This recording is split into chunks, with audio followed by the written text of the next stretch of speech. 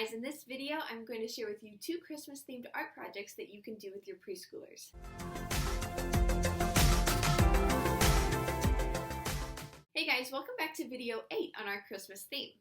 For this video I'm going to share with you 2 art projects, and the first one is a handprint art project. For this handprint art, I glued half of a doily on a sheet of paper and then placed the child's handprint in the middle of the doily so it would have wings and a dress.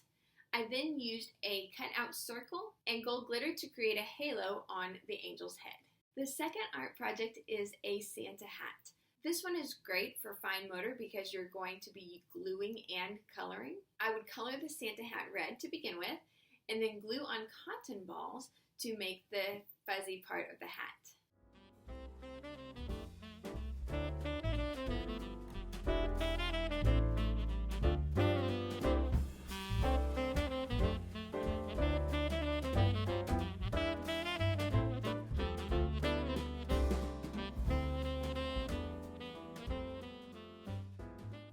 Thanks for watching those 2 art project ideas. If you liked this video, don't forget to give it a like and subscribe to the channel. I put out videos like this every week. I will see you guys next time. Bye.